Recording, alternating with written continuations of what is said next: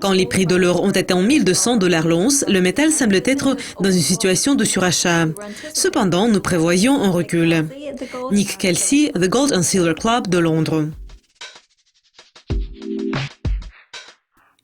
L'or a atteint le plus haut sur un an ces quelques dernières semaines, mais puis il est reculé de près de 3%. Quelles étaient les raisons de la chute?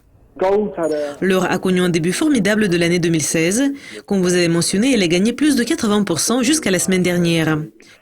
Mais il y a toujours un sentiment haussier qui a amené les prix en général. Cela est lié à l'affaiblissement des marchés des actions et à l'affaiblissement du pétrole, aussi bien qu'à la politique monétaire de la Fed, surtout aux spéculations récentes que la Fed pourrait décider d'introduire des taux d'intérêt négatifs. Et ce que nous avons récemment vu, c'est que les prix de l'or ont reculé par rapport au plus haut sur un an, et cela a été dû à l'appétit pour le risque. Nous revenons au marché après un fort mouvement des actions, comme la Banque centrale de la Chine a fixé le yuan à un taux beaucoup plus fort.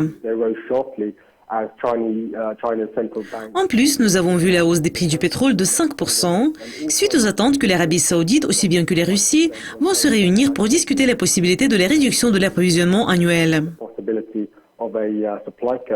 Beaucoup sont revenus dans le marché boursier, ce qui a provoqué la chute de l'or.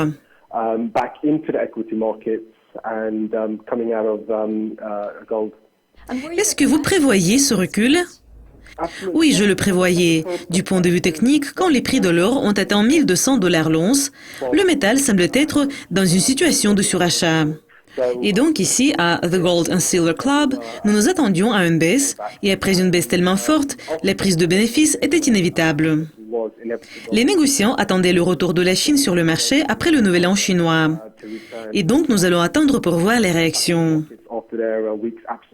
Après le retour de la Chine, il y aura très peu d'activité d'achat de la part de la Chine. Par contre, il y aura la prise de bénéfices.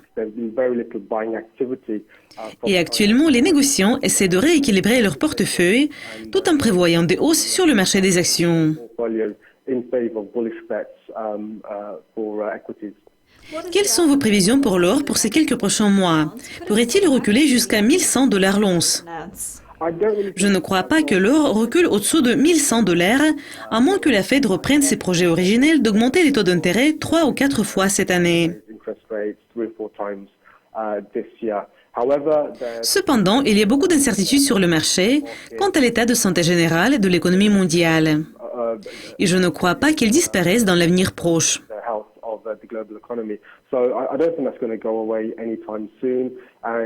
L'or est devenu de nouveau une valeur refuge. Il ne l'était pas depuis longtemps. Récemment, il a eu de très bons résultats. Donc, pendant qu'il y a de l'incertitude sur les marchés, je ne pense pas que l'or chute jusqu'au niveau mentionné. Il restera toujours une valeur refuge.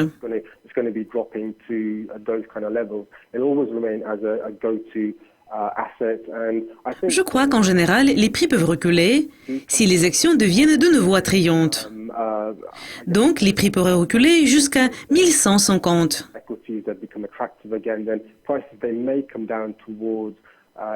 Mais en général, je pense que si les situations continuent à se détériorer avec une vente massive des actions et les incertitudes croissantes liées à la Chine et à la politique monétaire de la Fed, cela va soutenir les prix de l'or et il pourrait dépasser le récent sommet et atteindre même le niveau de 1300 dollars.